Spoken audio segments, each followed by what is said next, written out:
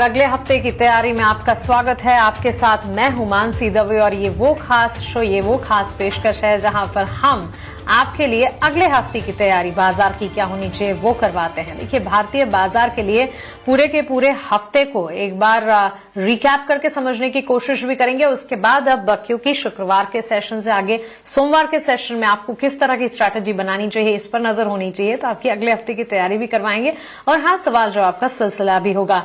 लेकिन सबसे पहले ड्यूरिंग द लास्ट वीक बाजार की चाल कैसी रही, पूरा हफ्ता बाजार के लिए कैसा रहा, ये आपको बता देते हैं।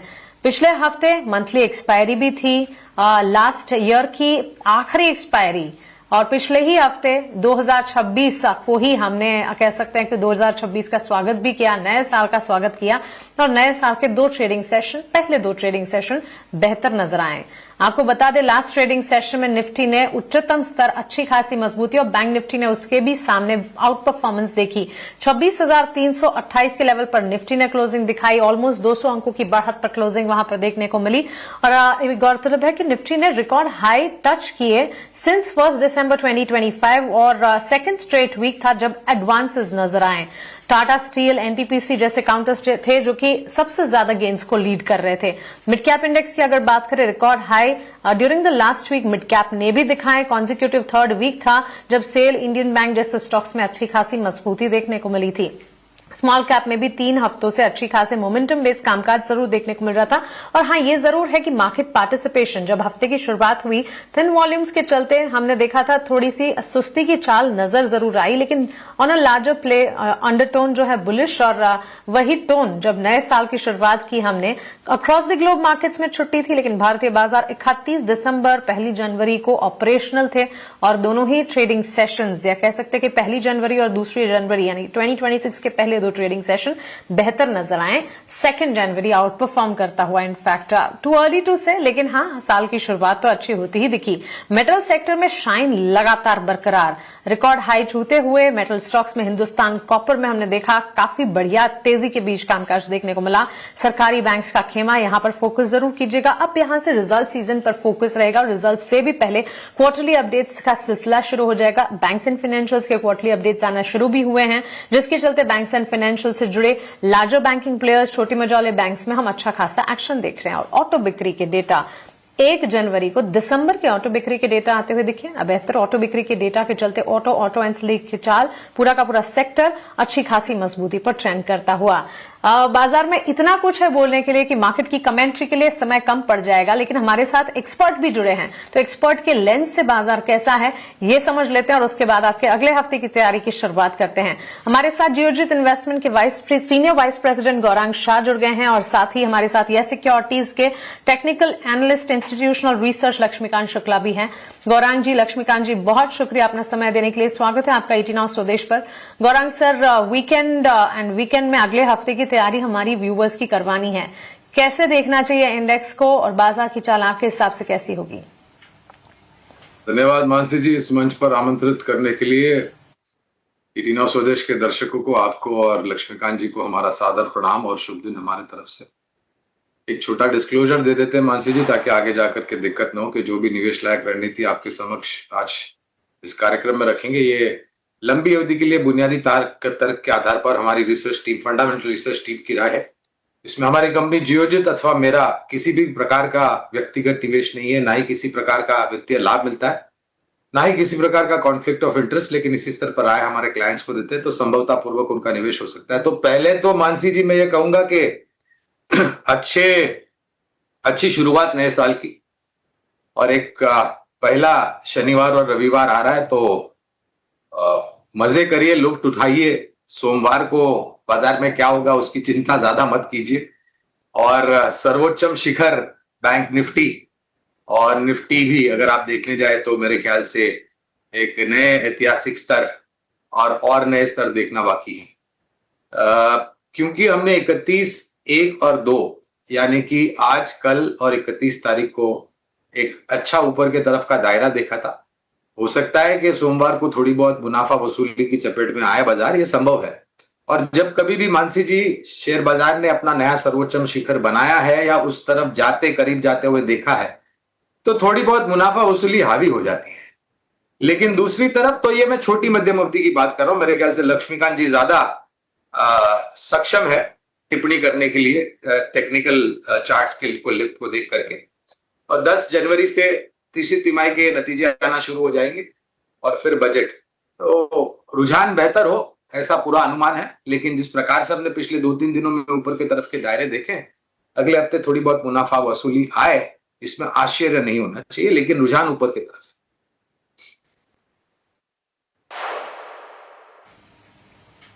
एब्सोल्युटली एक फंडामेंटल नजरिया लक्ष्मीकांत जी से, उनका टेक्निकल टेक भी समझेंगे, लेकिन इस बीच हमारे व्यूअर्स को सवाल पूछने का तरीका एक बार क्विकली बता देते हैं, आपकी टीम सवाल भी जोड़ देते हैं। हमारे साथ भागलपुर से मेहताब जी ने एक सवाल पूछा है। अशोक लेलैंड 500 शेयर्स उन्होंने खरीदे हैं, 144 अपने एंट्री लेवल बता रहे हैं, लंबी अवधि के निवेशक हैं। वैसे अशोक लेलैंड की लास्ट ट्रेडिंग प्राइस की अगर बात करें, एक साल तक का नजरिया ये बनाकर चल रहा है और लास्ट क्लोज 187-188 पर हुआ है। मुनाफा है क्योंकि इनकी बाइंग प्राइस 144 की है। लेकिन अशोक लेलैंड पर राय क्या होगी और साथ ही मार्केट पर आपका आउटलुक पहले बताइएगा, टेक्निकल नजरिया। गुड आफ्टरनून मानसी जी, और आपके साथ साथ आपके सभी दर्शकों को और गौरांग सर को भी हमारा बहुत अभिवादन। जिस तरीके से मार्केट में अपसाइड के मूव दिखाई दिए हैं, फॉलिंग ट्रेंड लाइन का ब्रेक थ्रू हमें 2 दिनों पहले ही मिल गया था। उसके बाद यहाँ पे हायर टॉप हायर बॉटम के स्ट्रक्चर अभी भी मेंटेन है, और आज जिस तरीके से मार्केट ने अपनी क्लोजिंग ऑल टाइम स्तर के ऊपर दी है, तो ये दर्शाता है कि आने वाले समय में ये जो रुझान है वो आगे की तरफ बढ़त बनाते हुए नजर आएंगे। और एक अब अच्छा एक बेस फॉर्मेशन 26,000 लेवल के आसपास हो गया है, जहां पे 20 और 50 डीएमए दोनों ही जो short and long term moving averages है वो दोनों ही दिखाई दे रहे हैं, short and medium moving averages. तो हमें लगता है कि जब तक निफ्टी इसके ऊपर ट्रेड करता है, तब तक आने वाले सत्र में तेजी बनी रह सकती है। हालांकि अगर हम सीजनलिटी ट्रेंड के हिसाब से चले, तो जनवरी का जो महीना रहा है वहां पे हमें हल्की प्रॉफिट बुकिंग भी देखने को मिलती है। तो इस बात का भी हमें ध्यान रखना है कि अपने रिस्क एपेटाइट को देखते हुए ट्रेड करें, क्योंकि अगर हम बहुत सारे जो भी इंडाइसेस देख रहे हैं वो अपने ऑल टाइम हाई के आसपास ही ट्रेड कर रहे हैं, तो हमें अपने रिस्क एपेटाइट को जानते हुए ही ट्रेड करना है।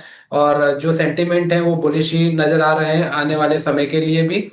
बैंक निफ्टी की बात करें तो बैंक निफ्टी में भी नया हाई देखने को मिल गया है। अब आने वाले सत्र में हमें लगता है कि 60,500 से लेकर 60,800 तक के लेवल्स देखे जा सकते हैं। वहीं पर एक फर्म सपोर्ट 59,700 के आसपास दिखाई दे रहा है। जब तक बैंक निफ्टी इसके ऊपर ट्रेड करता है, तब तक यहाँ पर भी अपसाइड के मूव बने रह सकते हैं।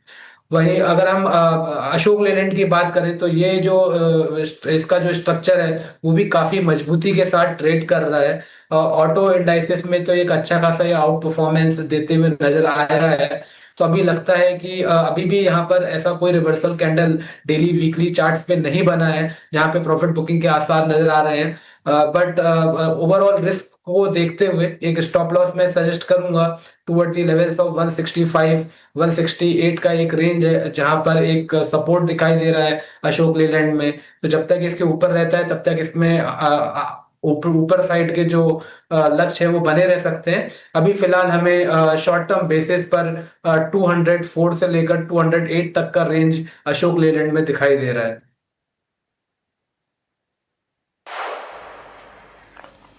एब्सोल्युटली। तो चलिए अशोक लेलैंड पर एक नजरिया और साथ ही मार्केट पर एक टेक्निकल आउटलुक का। संदीप पाटिल का अगला सवाल है, नासिक से लिखते हैं, महाराष्ट्र बैंक के 1000 शेयर्स इन्होंने खरीदे हैं। Gaurang sir, banks and financials पर आपका ओवरऑल फंडामेंटल टेक मैं जानना चाहूंगी, और इसमें अगर आप संदीप के लिए भी कोई राय अपनी बता पाए। महाराष्ट्र बैंक में खरीदारी इन्होंने की है, 63-64 के लेवल्स पर क्लोजिंग लास्ट हमने देखी है। इन्होंने 1000 शेयर्स खरीदे हैं 59 रुपए के दाम पर। बैंक्स एंड फाइनेंशियल्स के लिए क्वार्टरली अपडेट्स जो आते दिखे लास्ट सेशन में, उसी के चलते हमने सरकारी बैंक क्षेत्र में अच्छा खासा एक्शन देखा। Likes of bank of India, south Indian bank, इन तमाम बैंक्स में अच्छी खासी मजबूती थी। क्या बैंक्स एंड फाइनेंशियल्स पर भरोसा बनता है? मानसी जी देखिए, तो तीसरी तिमाही की कारोबारी अपडेट, बिजनेस अपडेट जो हमने कुछ बैंकों की आते हुए देखी है, और अगर हम दूसरी तिमाही के नतीजों पर भी थोड़ा बहुत ध्यान दें, और जिस प्रकार से उस समय पर कारोबार को लेकर के अपडेट्स आए थे वो काफी सकारात्मक थे, और इस बार भी जो भी हमें सुनने मिल रहा है वो काफी सकारात्मक है। और हमने कई बार आपके साथ बात करते हुए, आपके सहयोगियों के साथ बात करते हुए हमारे ही चैनल लिंक्डइन हाउस स्वदेश पर यह कहा है कि अगर आप शेयर बाजार में निवेश करते हैं और अगर आपका पोर्टफोलियो है, तो उस पोर्टफोलियो का एक महत्व अंग जो है वो वित्तीय क्षेत्र होना चाहिए, जहां पर सरकारी बैंक, निजी क्षेत्रीय बैंक और मजबूत एनबीएफसी का पूरा जो खेमा है वो होना चाहिए। अब बैंक ऑफ महाराष्ट्र, इसे महाराष्ट्र बैंक भी कहते हैं मानसी जी, खरीदारी की राय है और एक बहुत बड़ा परिवर्तन इस बैंक में आता हुआ दिखा है। आज से कुछ समय पहले अगर आप देखने जाए तो gross net NPA, provisioning, net interest income margin, ये सब मापदंड पर काफी निराशा हमें देखने मिली थी। लेकिन अब और कुछ खबरें भी थी इनको चेयरमैन को लेकर के, मुझे ठीक से ज्ञान नहीं है, लेकिन ऐसा कुछ था, नकारात्मक खबरें। परिवर्तन बेहतर हुआ है। अगर निवेश लंबी अवधि का है तो बने रहे।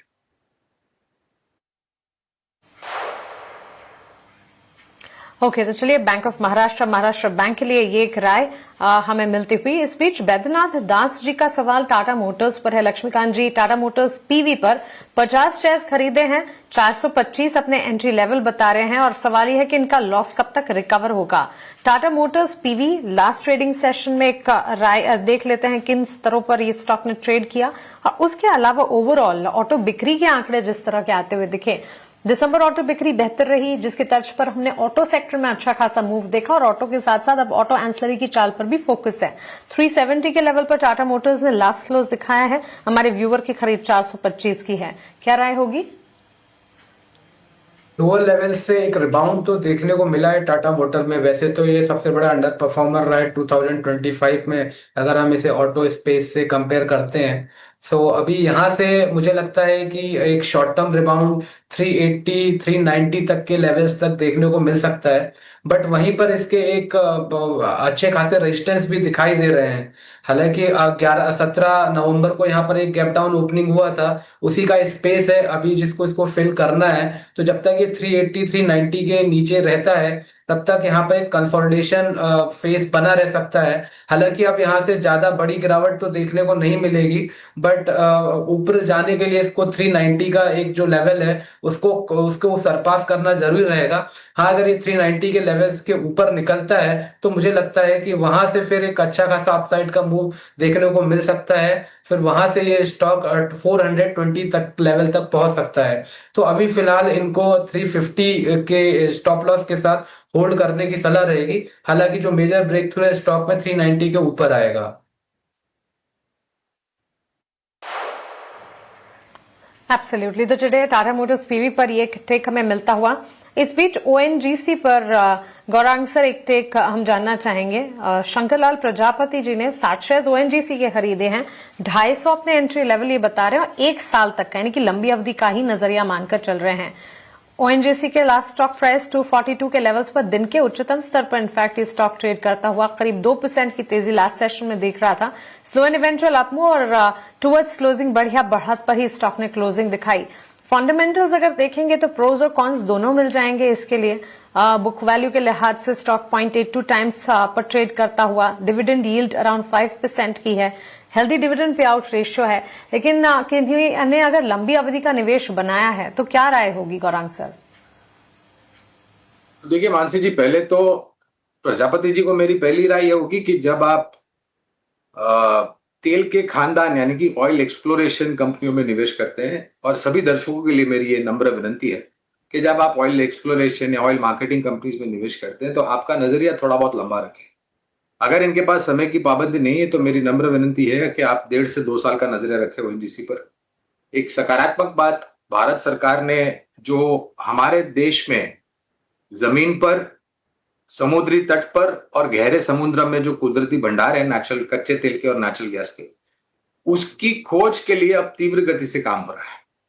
और ये ज्यादा इसलिए भी हो रहा है क्योंकि जिस प्रकार से हमारी निर्भरता है और जिस प्रकार से ये रशिया से जो हम कच्चा तेल नेचुरल गैस ले रहे थे, अतिरिक्त 25% की टैरिफ हमारे अमेरिका की तरफ से लगाई गई भारत पर वगैरह वगैरह, तो ये परिस्थिति को सुधारने के लिए, निर्भरता कम करने के लिए प्रयास हो रहा है। जो एक्सप्लोरेशन पॉलिसी है मानसी, वहां पर भी बहुत बदलाव किए हैं, एनईएलपी एक्सप्लोरेशन पॉलिसी, जिससे सरकारी कंपनियों और निजी क्षेत्र की कंपनियों को और लाभ मिलेगा। हमारी खरीदारी की राय है ओएनजीसी पर लंबी अवधि के लिए, जैसे लेकिन मैंने कहा कि आपकी समय सीमा जो है वो कम से कम 1.5 से 2 साल रखे, अगर समय की पाबंदी नहीं है।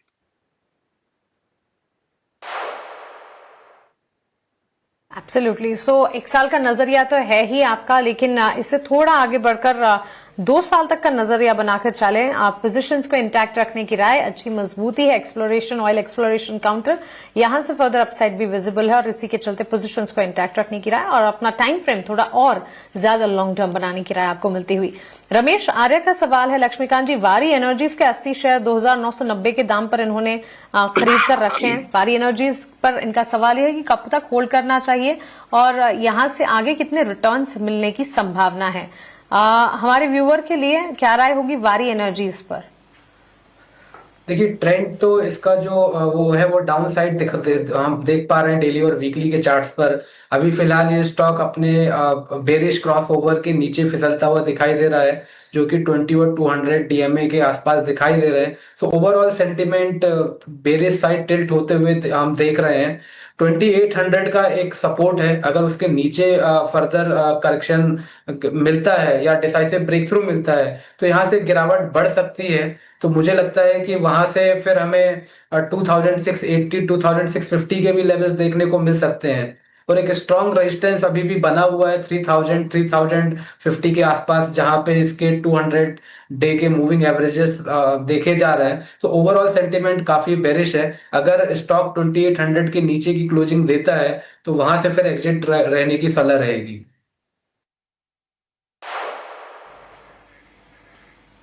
एब्सोल्युटली। तो चलिए, ये एक राय फिलहाल हमें मिलती हुई वारी एनर्जीज के स्टॉक प्राइस पर। सवाल जवाब का सिलसिला हम यही समेट रहे हैं, लेकिन अब वक्त है वैल्यू इन्वेस्टमेंट पिक यानी कि लंबी अवधि के लिए एक बेहतर कमाई का मौका समझने के हमारे एक्सपर्ट से। तो चलिए रुक करते हैं हमारे अगले सेगमेंट वीआईपी शेयर्स का। गौरांग सर, बताएं आपकी तरफ से वैल्यू इन्वेस्टमेंट पिक्स क्या होंगी? तो मानसी जी, जो भी निवेश लायक रणनीति है लंबी अवधि के लिए बुनियादी दर के आधार पर हमारी फंडामेंटल रिसर्च टीम की तरफ से, और पहला जो स्टॉक है वो सीमेंट क्षेत्र से जुड़ी हुई दिग्गज कंपनी अंबुजा सीमेंट। लक्ष्यांक शायद साधारण लगेंगे दर्शक मित्रों को, लेकिन ये भी कहना अनिवार्य होगा कि हमें अनुमान है कि नतीजे अच्छे आएंगे तो लक्ष्यांक में परिवर्तन होगा। तो पहली कंपनी है अंबुजा सीमेंट। लंबी अवधि के लिए खरीदारी की राय, इस तरह से शुरुआत कीजिए और गिरावट पर जोड़ जाए। बहुत ही साधारण अनुमानित लक्ष्यांक करीबन 650 के निर्धारित किए हैं। दूसरी कंपनी है भारतीय शेयर बाजार से जुड़ी हुई company Mansi, Indian capital market से services provider computer age management services CAMS. ये स्टॉक पिछले महीने ही इसमें स्प्लिट हुई थी। 10 की जो फेस वैल्यू थी वो स्प्लिट होकर के 2 की हुई है मेरे ख्याल से। यहाँ पर भी खरीदारी की राय है और अनुमानित लक्ष्यांक 890 का। नतीजे बेहतर आए तो यहाँ पर भी लक्ष्यांक में परिवर्तन होगा। चलिए, तो बिल्कुल CAMS computer age management system और साथ ही अंबुजा सीमेंट, 2 स्टॉक्स 12 महीने का नजरिया और लॉन्ग टर्म प्ले, दोनों ही स्टॉक्स पर टाइम फ्रेम और टारगेट्स के साथ इस वक्त स्ट्रैटेजी आप अपने स्क्रीन पर देख रहे हैं। लक्ष्मीकांत जी, आपकी तरफ से वीआईपी शेयर्स कौन से होंगे आज के लिए? शॉर्ट टर्म बेसिस से हमारी तरफ से 2 रिकमेंडेशन रहेगा। सबसे पहला है हिंदुस्तान जिंक, जो 3 दिनों की गिरावट के बाद आज यहाँ पर हमें एक फॉलिंग चैनल का एक ब्रेक थ्रू देखने को मिल रहा है। और कल के सेशन में डोजी पैटर्न बना था और आज के सेशन में बुलिश बेल्ट होल्ड कैंडलस्टिक बना था, तो जो कि ये दिखाता है कि आने वाले समय में एक रिकवरी में स्टॉक हमें देखने को मिल सकता है। तो मुझे लगता है कि करंट लेवल पे इसको बाय करना चाहिए। इसमें जो हमारा लक्ष्य है वो 665 का रहेगा और स्टॉप लॉस हमें 605 का मेंटेन रखना है। दूसरा हमारा जो स्टॉक है वो है यूनो मिंडा। सो यूनो मिंडा में आज हमें फॉलिंग ट्रेंड लाइन का ब्रेक थ्रू देखने को मिला है। ओवरऑल सेंटिमेंट काफी बुलिश है। स्टॉक अभी भी अपने सभी की मूविंग एवरेज के ऊपर सस्टेन कर रहा है और back to back bullish candle का फॉर्मेशन हमें डेली के चार्ट पर देखने को मिला है। तो यहाँ पर जो हमारा लक्ष्य रहेगा वो रहेगा 1380 का और स्टॉप लॉस हमें रखना है 1275 का।